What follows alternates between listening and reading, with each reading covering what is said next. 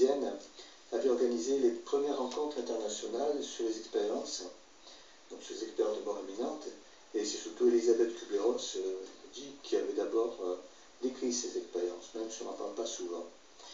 Donc, est-ce que vous voulez bien à nouveau nous faire part de votre propre, je dirais, sortie du corps lors de votre accouchement si difficile de votre fils?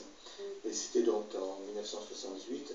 Et bien sûr, c'est à nouveau dans le cadre du Centre d'études parapsychologiques et des phénomènes expliqués que vous voulez bien témoigner. Je vous remercie d'avance. J'ai été hospitalisée ce jour-là pour un accouchement imminent qui s'est très mal passé puisqu'il y a eu quand même 72 heures de douleur intensive avec impossibilité d'accoucher naturellement. Ce qui m'a valu quand même de très très gros problèmes puisqu'à un moment donné, donc au bout de 72 heures de douleur très très forte, je n'avais pas d'accouchement possible.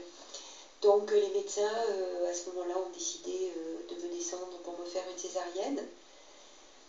Or j'étais en état de choc puisque rester 72 heures, je répète, avec des douleurs très importantes. Je suis descendue en salle d'opération en état de choc.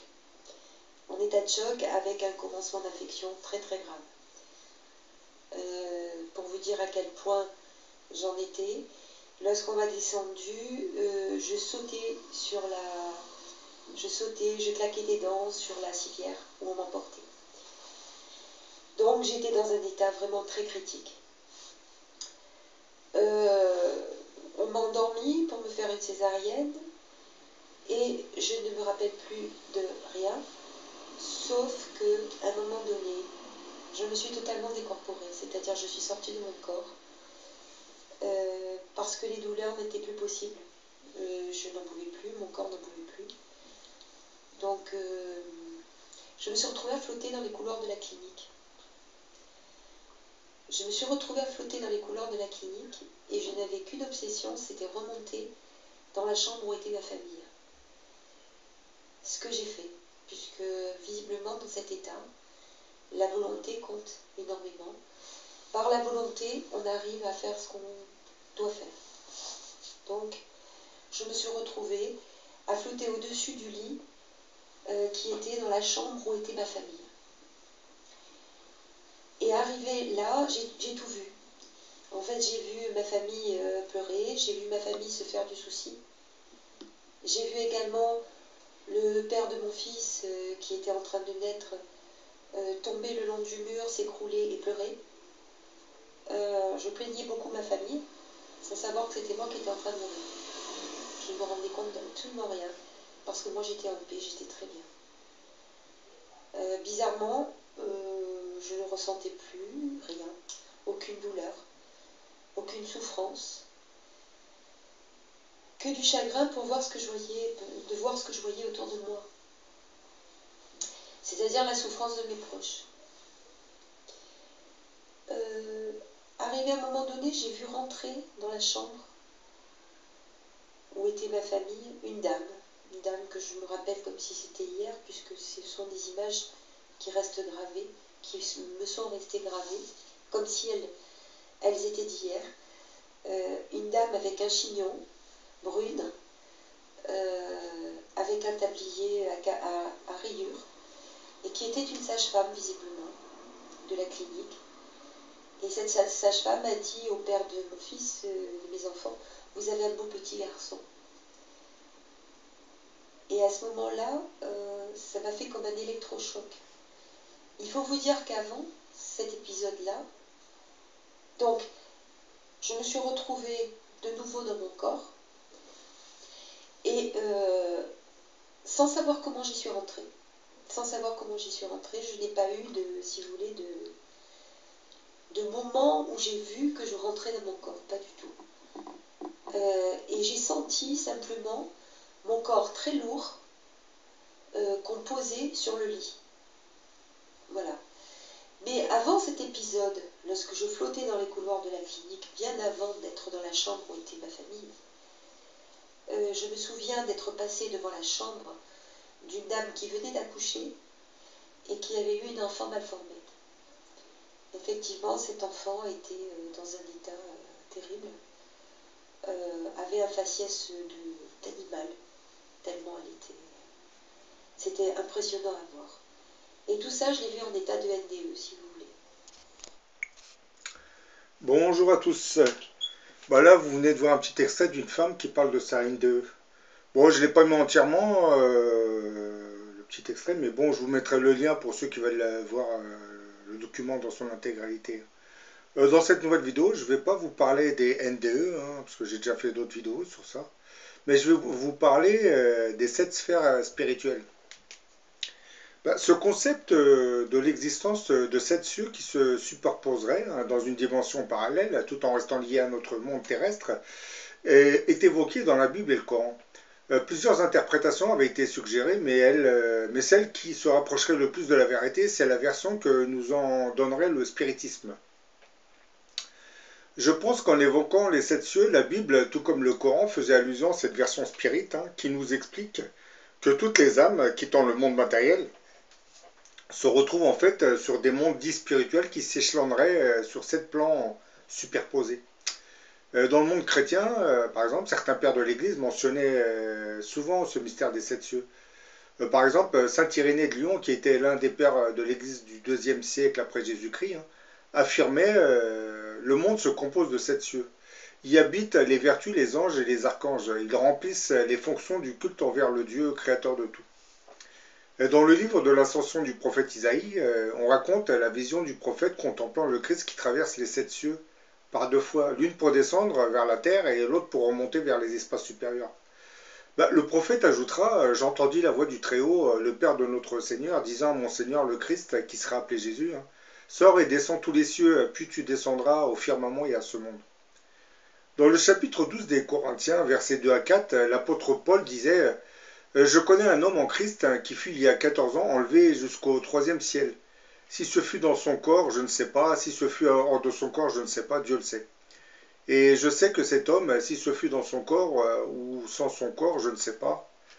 Dieu le sait, fut enlevé dans le paradis. Et qu'il entendit des paroles merveilleuses qu'il n'est pas permis à un homme d'exprimer. Donc, d'après tous ces récits, il semblerait qu'il existerait au moins 7 mondes spirituels que les âmes pourraient traverser Et lors de son ascension, le prophète Isaïe racontera avoir vu le Christ traverser les 7 cieux par 2 fois. Donc là, c'est dit clairement quand même. La Bible n'est pas la seule à évoquer l'existence de ces 7 cieux. Le Coran semble assez clair sur cette réalité. Je vous cite quelques versets. Coran, sourate 23, verset 17. Nous avons créé 7 cieux au-dessus de vous. Coran, sourate 2, verset 29. C'est lui qui a créé pour vous tout ce qui est sur la terre. Puis il a orienté sa volonté vers le ciel et en fit 7 cieux. Il est omniscient.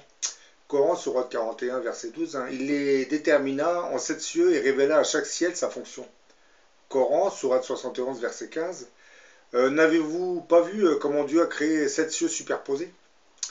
Certains chercheurs musulmans pensent que les 7 cieux pourraient correspondre aux différentes couches de l'atmosphère, telles que la stratosphère, la ionosphère, l'exosphère, etc.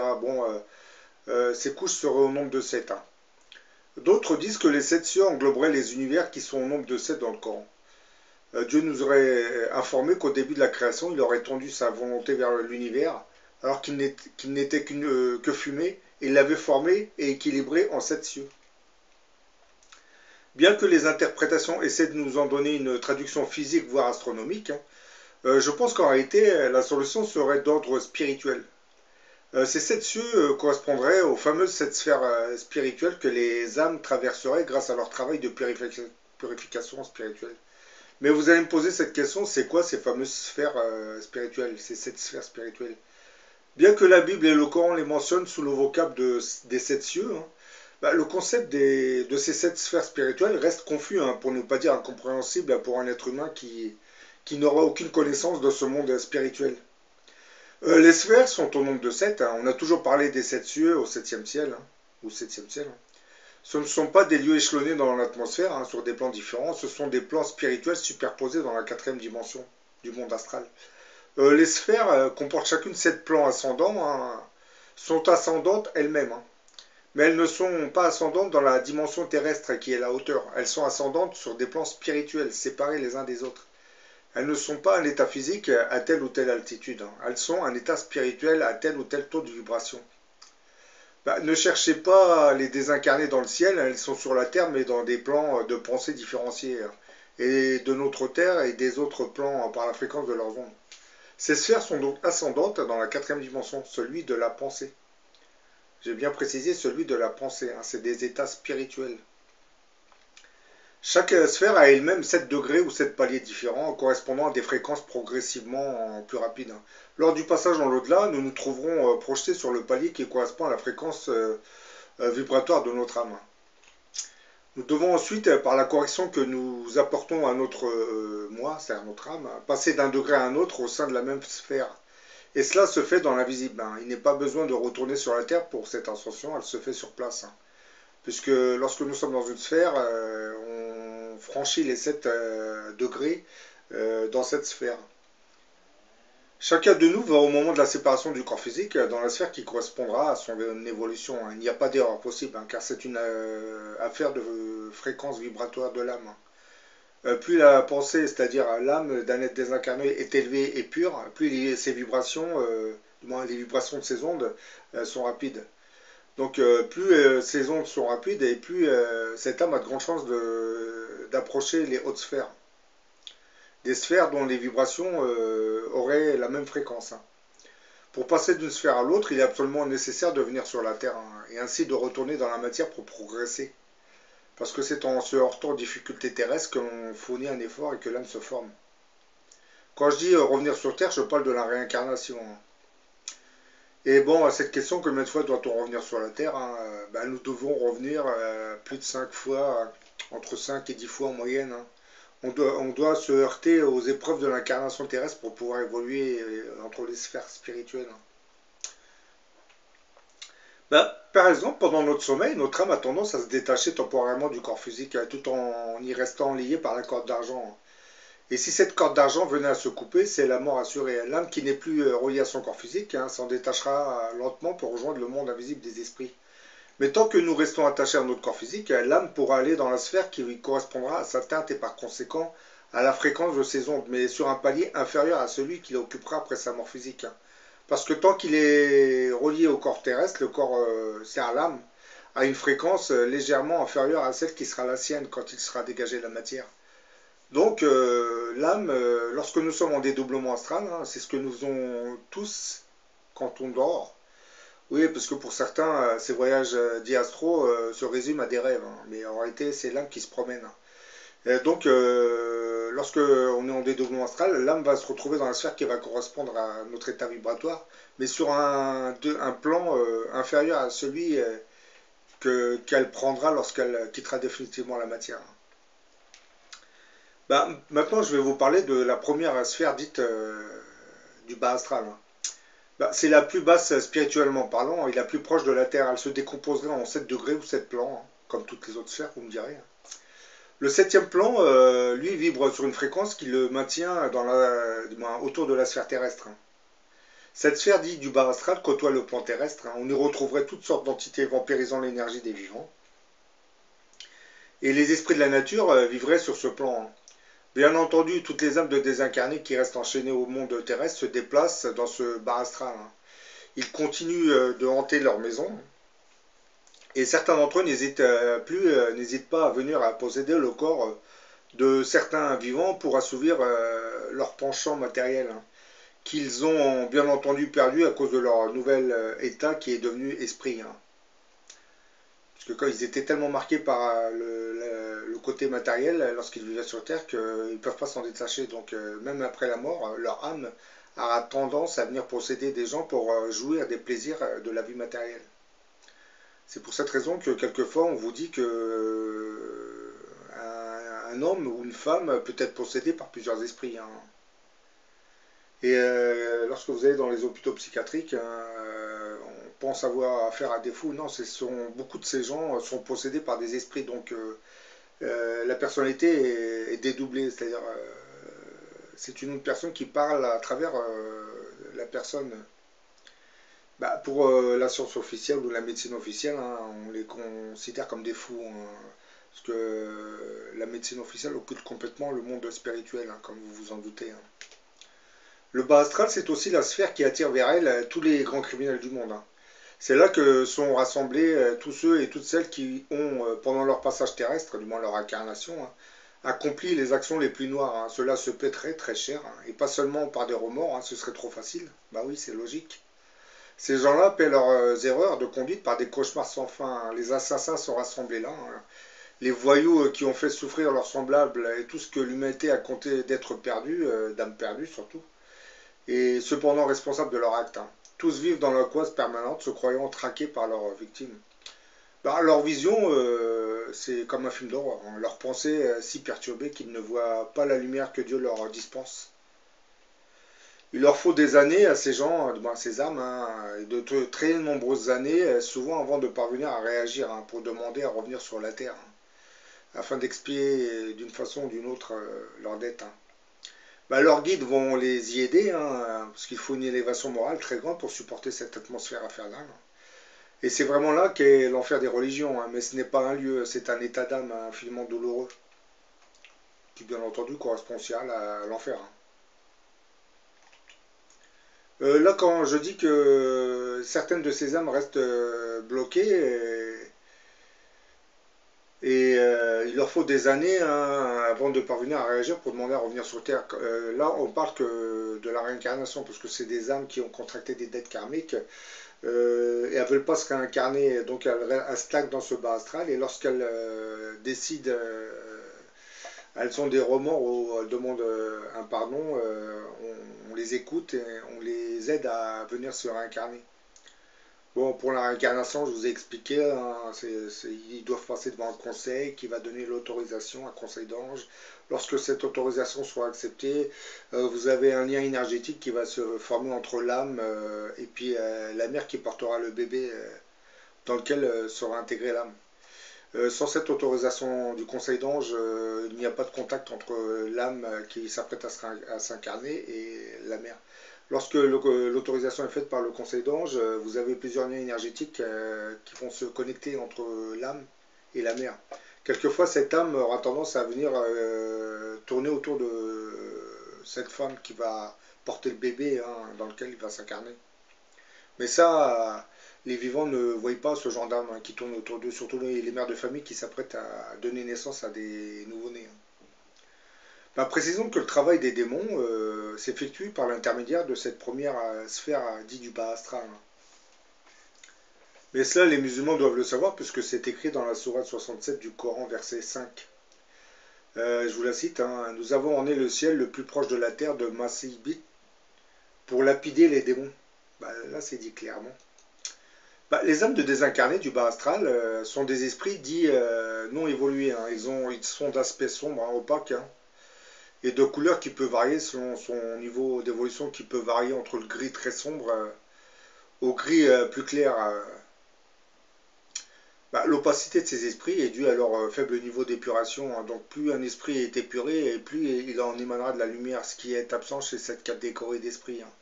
Quand je dis esprit épuré, c'est un esprit qui s'est réincarné pour se débarrasser de sa dette karmique. Hein. Je pense que vous avez compris. Hein.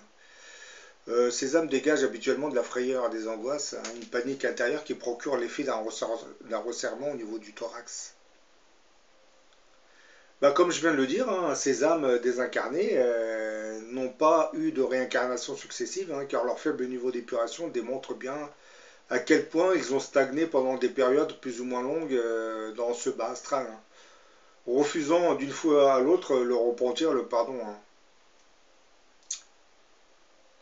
Tous ces échecs successifs empêchent ce genre d'âme souvent d'entrevoir même le désir de refaire surface. Hein.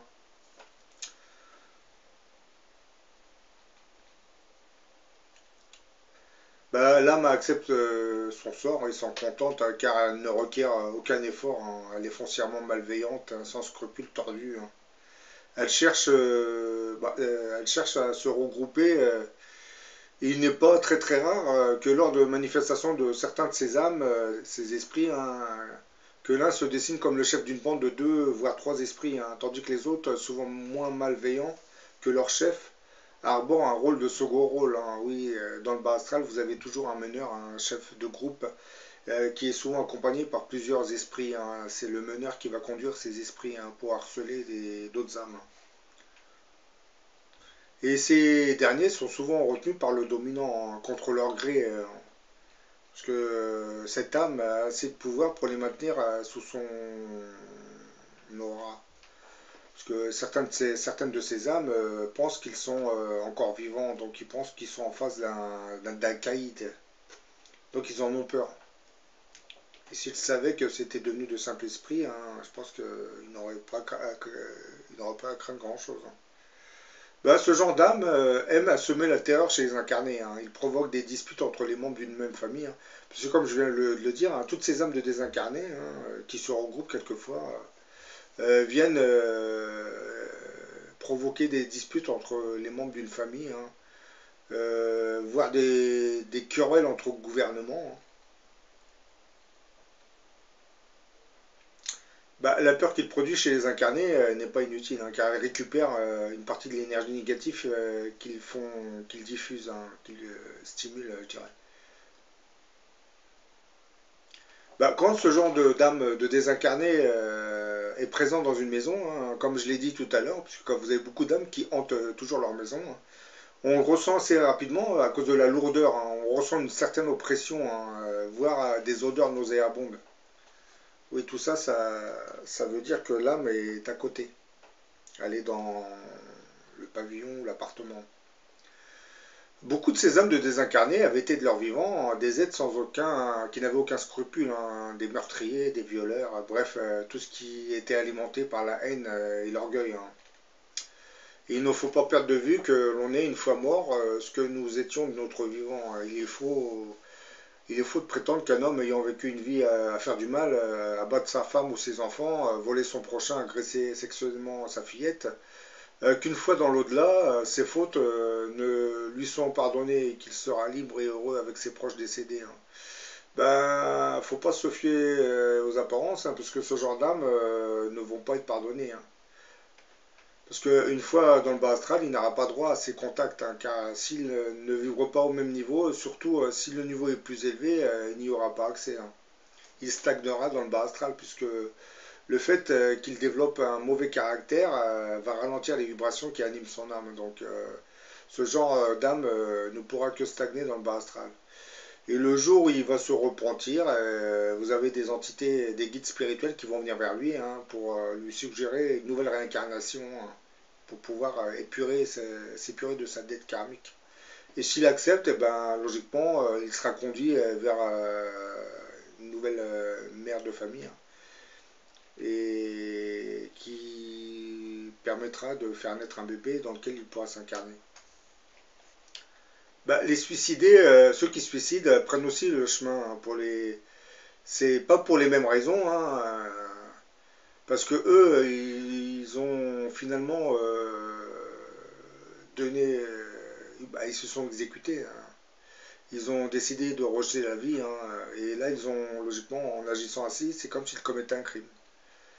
Donc, eux, ils se retrouvent aussi dans le bas astral, hein.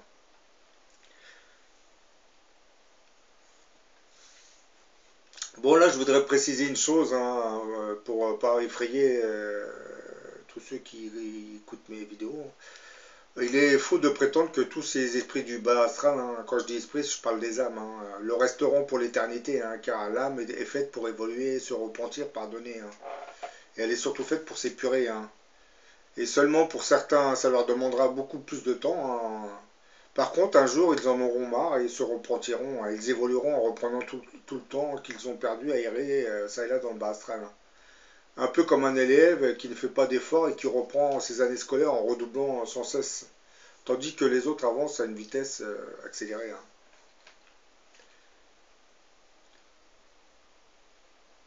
Ben, pour ces âmes du bas astral, hein, la route risque d'être assez longue, hein, et parsemée d'épreuves, hein, à chaque incarnation, hein.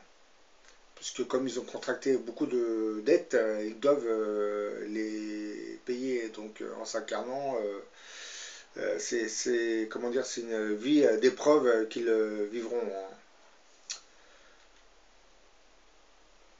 Bah, ce bas astral, c'est un endroit où habiterait un nombre infini d'âmes perdues, lourdes de vibrations. Ces âmes vivent dans un emprisonnement temporaire. Et ils resteront jusqu'au jour où elles s'éveilleront et demanderont de l'aide. Elles peuvent retrouver leur conscience de deux façons.